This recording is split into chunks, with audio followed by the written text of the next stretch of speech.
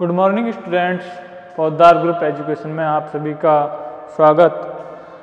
My name is Rajendra Prasad Pakhariya और मैं आपसे डिस्कस करूंगा chemistry BSc first year. BSc BEd दोनों के ही लिए सेम सिलेबस है आपका। तो सबसे पहले मैं यहाँ पर केमिस्ट्री डील करूँगा और केमिस्ट्री का है जो आपके 3 पार्ट दिए हुए हैं केमिस्ट्री के। पहला पेपर है आपका वो है इनऑर्गेनिक केमिस्ट्री का।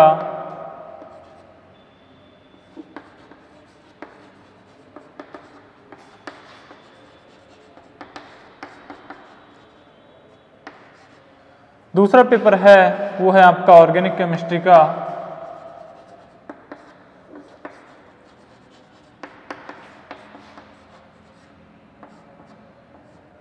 ऑर्गेनिक केमिस्ट्री का और तीसरा पेपर है वो आपका है फिजिकल केमिस्ट्री का।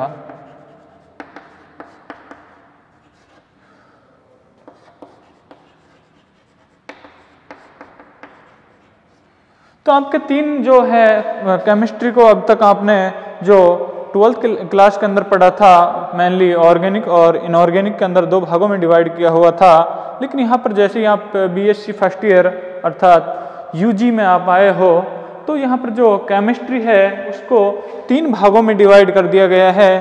पहला पेपर आता है ऑर्गेनिक केमिस्ट्री का, दूसरा पेपर है पहला पेपर है वो आपका इनऑर्गेनिक केमिस्ट्री का है और दूसरा पेपर है वो है आपका ऑर्गेनिक केमिस्ट्री, तीसरा है फिजिकल केमिस्ट्री।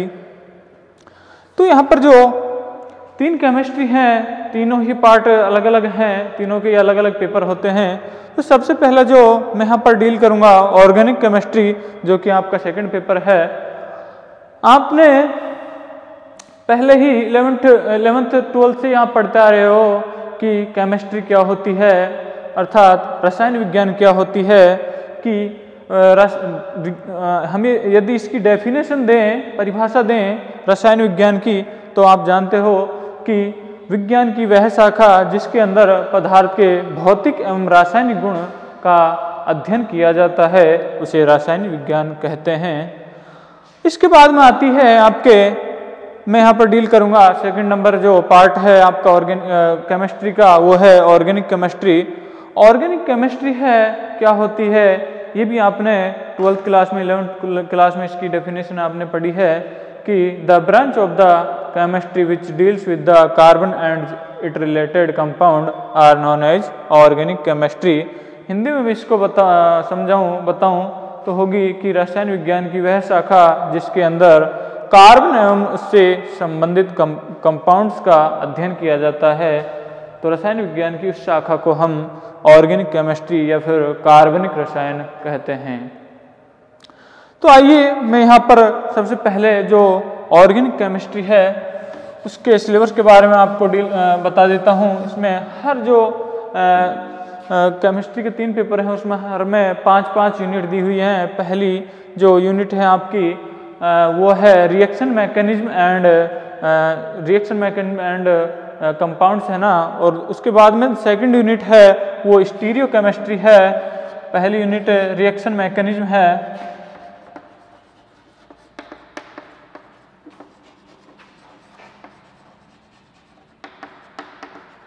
दूसरी यूनिट है वो आपकी स्टीरियो केमिस्ट्री है,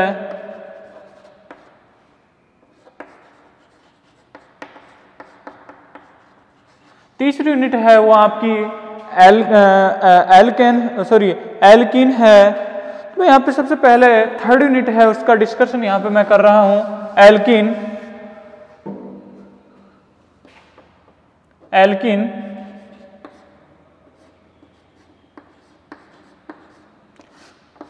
what is the alkene? Alkene क्या होती है? आपने जो 12th क्लास के अंदर ही पढ़ा है एल्केन क्या होते हैं। एल्कीन क्या होती है और एल्काइन क्या होते हैं। तो जो एल्केन तो होते हैं जो संतृप्त हाइड्रोकार्बन जो श्रृंखला है, संतृप्त हाइड्रोकार्बन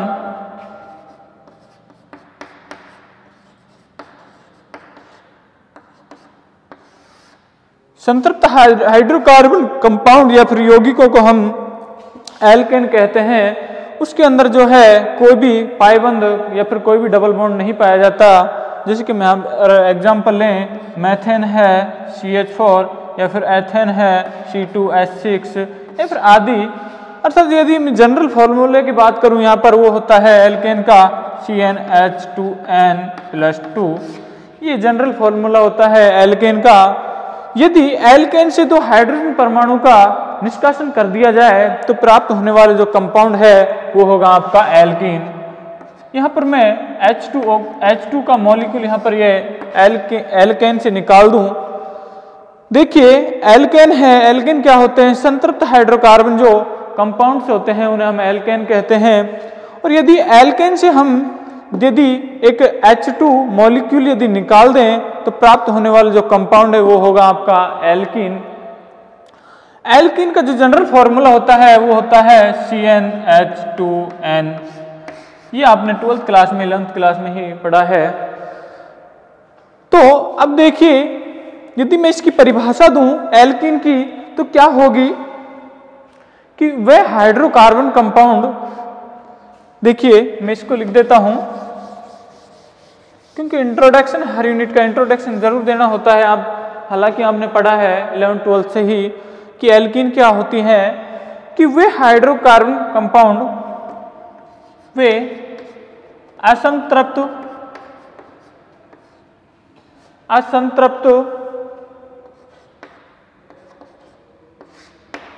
हाइड्रोकार्बन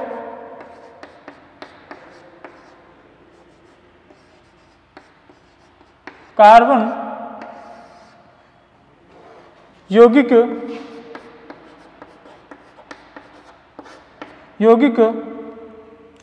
जिनमें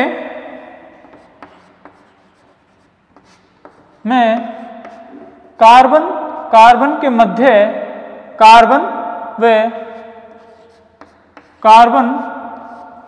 मध्य कम से कम एक डबल बॉन्ड पाया जाता है, द्विबंध पाया जाता है।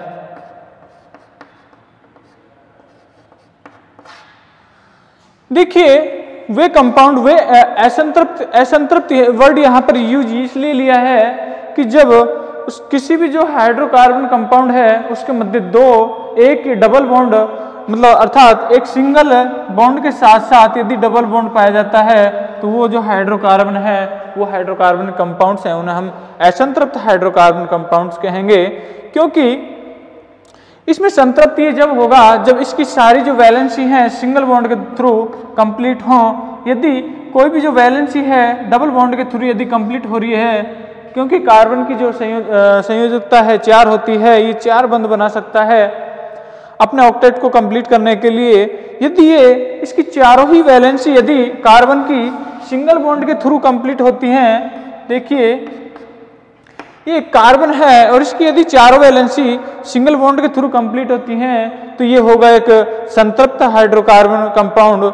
यदि इसकी वैलेंसी है कोई भी वैलेंसी डबल बॉन्ड के द्वारा कंप्लीट होती है या फिर ट्रिपल बॉन्ड के द्वारा इसकी कंप्लीट होती है इस तरह से, तो ये जो ये कंपाउंड्स हैं एल्किन और एल्काइन, ये दोनों ही असंतृप्त हाइड्रोकार्बन कंपाउंड्स कहलाएंगे। तो इसलिए हमने एल्किन की जब डेफिनेशन दी कि वे असंतृप्त हाइड्रोकार्बन यौगिक जिनमें कार्बन व कार्बन के मध्य कम से कम एक द्विबंध पाया जाता है, उसे हम एल्किन कहते हैं। इसके बाद में आपका आता है, ये तो हो जाता है कि जनरल इंट्रोडक्शन एल्किन का। उसके बाद मैं आपको बताऊंगा एल्किन को है एक और नाम दिया हुआ है, वो है ओलिफिन। ओलिफिन भी इसे हम कहते हैं। इसका दूसरा नाम क्या है? ओलिफिन।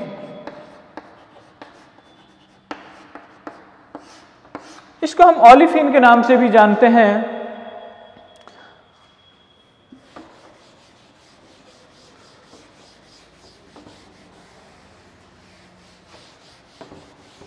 इसके इसके बाद में आते हैं हम आपके यूनिट के जो इम्पोर्टेंट टॉपिक है वो है सिंथेसिस ऑफ एल्कीन या मेथड ऑफ प्रिपरेशन, अर्थात बनाने की विधि।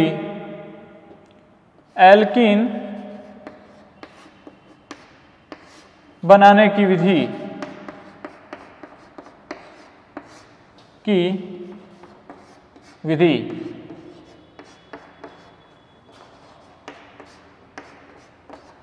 यदि मैं इंग्लिश में कहूं तो इसको कहेंगे हम मेथड ऑफ प्रिपरेशन, अर्थात एल्कीन को बनाने की विधि। मेथड ऑफ प्रिपरेशन इसको कहेंगे हम यहाँ पर। तो देखिए एल्कीन है उसको हम यहाँ पर दो प्रकार की रिएक्शंस हैं उसके द्वारा बना सकते हैं, आपने पहले भी पढ़ा है। पहला है विलोपन और दूसरा है वो है आपका योगात्मक अभिक्रिया। पहला है विलोपन अभिक्रिया। एल्कीन है उसको दो प्रकार की रिएक्शन के द्वारा बनाया जा सकता है। एल्कीनों को दो प्रकार की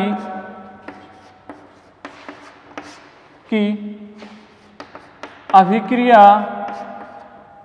के माध्यम से के द्वारा बनाया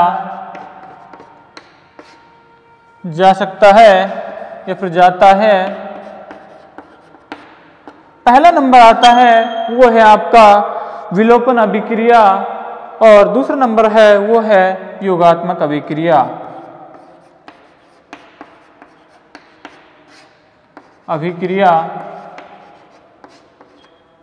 और दूसरा नंबर है वो आपका है योगात्मक अभिक्रिया। यहां पर विलोपन से आपको सीधा सीधा अर्थ समझ रहे होंगे कि विलोपन का मतलब है कि किसी जो एटम्स हैं उसका निकलना, और योगात्मक का मतलब यहाँ पर है किसी दो एटम्स का जुड़ना। तो ये होता है विलोपन और योगात्मक का अर्थ। अब देखिए सबसे पहले आपको हम कराते हैं विलोपन अभिक्रिया के द्वारा जो है एल्कीन्स का सिंथेसिस। उसमें सबसे पहला है विहाइड्रोहैलोजनीकरण।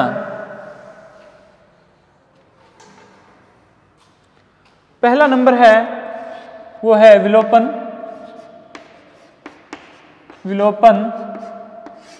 विधि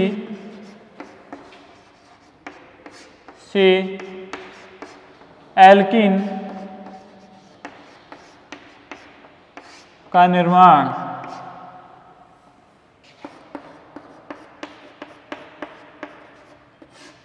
देखिए विलोपन विधि का मतलब मैंने यहां पर समझाया था कि ये कार्बन है, यदि इससे कोई लिविंग ग्रुप जुड़ा हुआ है, लिविंग ग्रुप कोई भी हो सकता है जैसे कि हैलोजन या फिर OH, यहाँ पर X यहाँ पर मैं ले सकता हूँ हैलोजन ग्रुप आप जानते हो कि जो 17 समूह के यौगिक हैं, फ्लोरीन, क्लोरीन, ब्रोमीन, आयोडीन, ये जो है कंपाउंड हेलो ग्रुप बोलते हैं इसको। तो ये या तो ये ग्रुप या फिर OH ग्रुप यहाँ पर, या फिर और भी ग्रुप हो सकते हैं जैसे OTS जो कि आपके यहाँ पर सिलेबस में नहीं है। काफ़ी जो ग्रुप हो सकते हैं लिविंग ग्रुप जो कि बंद के इलेक्ट्रॉन को यहाँ से निकाल कर ले जाते हैं, और इस प्रकार इस पर हाइड्रोजन और हाइड्रोजन इस प्रकार से यदि जुड़े हुए हो तो यहाँ पर विलोपन का मतलब है कि किसी अणु का यहाँ पर निकलना, किसी परमाणु का निकलना, ये बंद के इलेक्ट्रॉन्स को यहाँ पर लेकर चला जाता है और इस पर आ जाता है पॉजिटिव चार्ज, और फिर ये बंद के इलेक्ट्रॉन को यहाँ पर छोड़ के चला जाता है और बनता है आपका एल्कीन। इस प्रकार से इसकी वैलेंसी कंप्लीट कर देता हूँ मैं। तो इस प्रकार से एल्कीन है विलोपन विधि के द्वारा बनाई जा सकती है, और जो विलोपन विधि कई प्रकार की हैं। पहला है आपका, वो टॉपिक डालिए, वो है एल्किल हैलाइडों के विहाइड्रोजनीकरण द्वारा। पहला टॉपिक है वो आपका है एल्किल हैलाइडों के, ए नंबर में एल्किल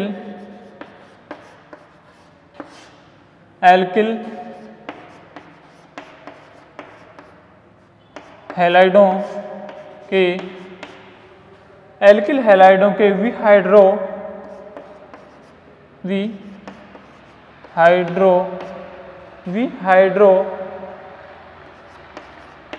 हैलोजनीकरण द्वारा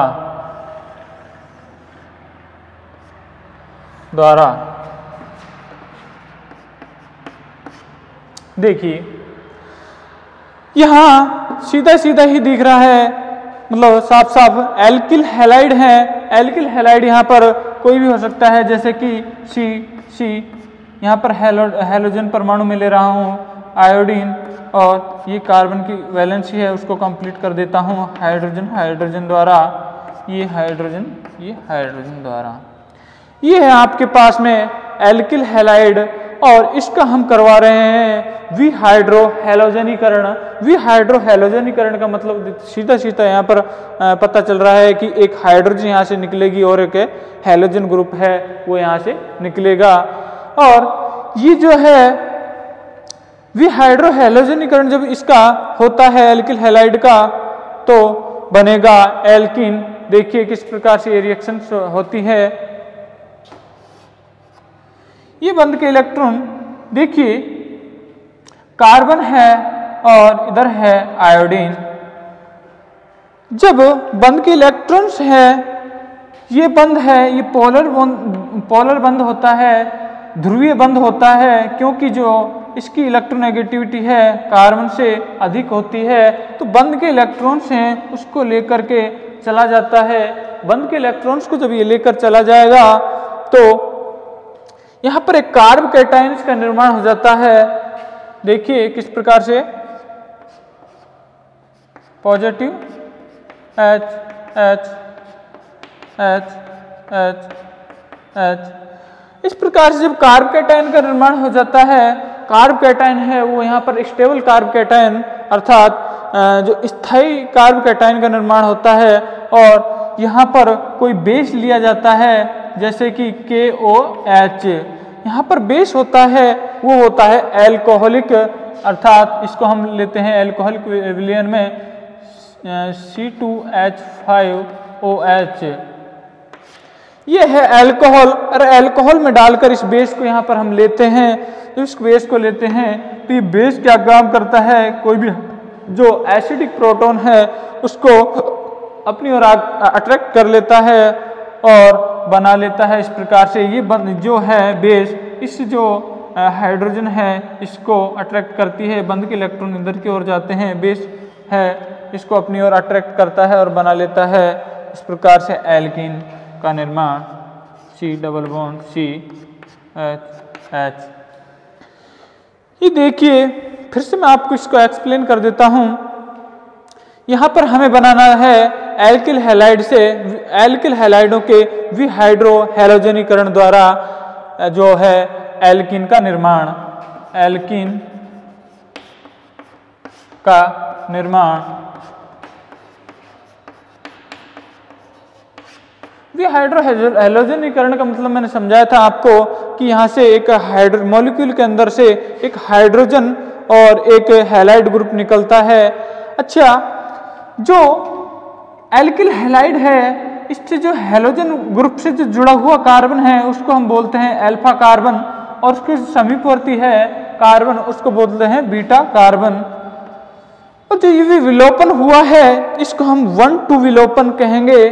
1-2 विलोपन,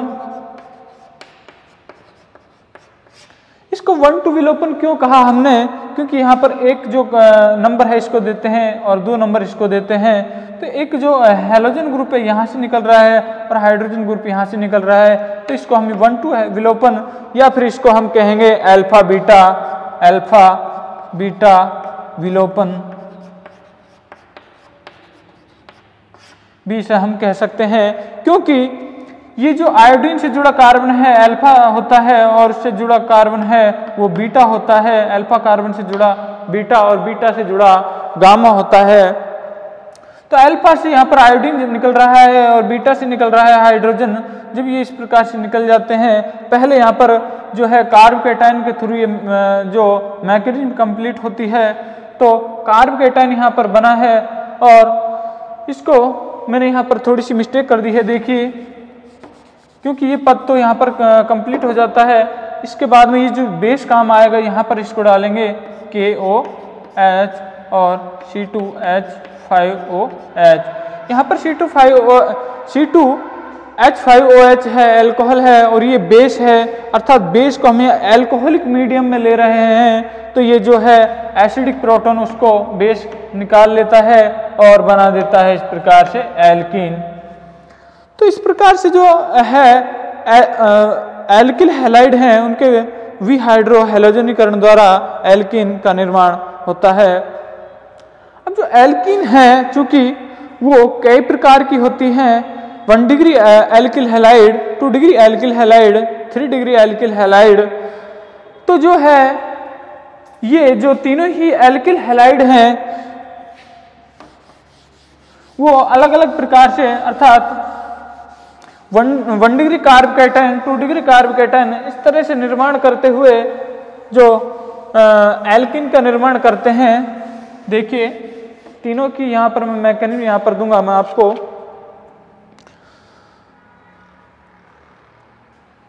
तो पहले आपको मैं एक चीज और बता देता हूं कि जो विहाइड्रो हैलोजनीकरण की जो क्रिया है वो 2 प्रकार से संपन्न होती है। विहाइड्रो हैलोजनीकरण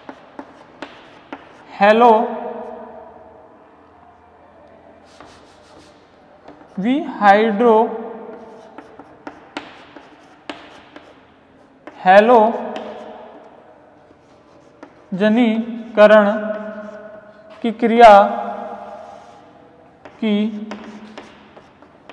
क्रिया 2 प्रकार से संपन्न होती है। उसमें पहला है वो है इवन मैकेनिज्म। पहला पॉइंट है वो है इवन, या फिर इसको कहेंगे यहां पर यूनिमॉलिक्यूलर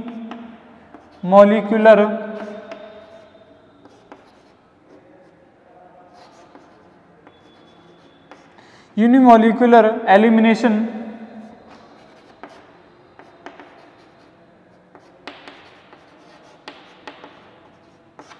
और दूसरा है बाईमॉलिक्यूलर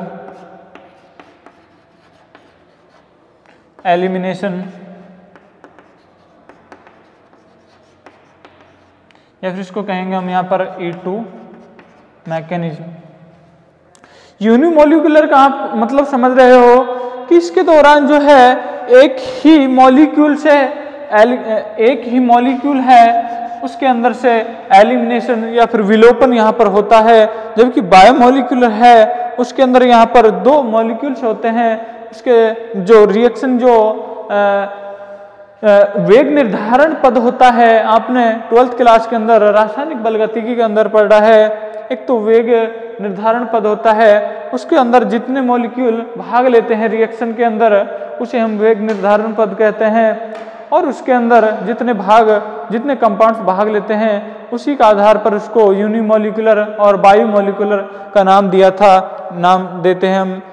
तो यूनिमॉलिक्यूलर के अंदर तो क्या होता है, एक मॉलिक्यूल होता है और उसी के अंदर है विहाइड्रो हैलोजनीकरण की क्रिया संपन्न होती है, जबकि बायोमॉलिक्यूलर के अंदर 2 कंपाउंड्स होते हैं जिसके द्वारा ये रिएक्शन कंप्लीट होती है।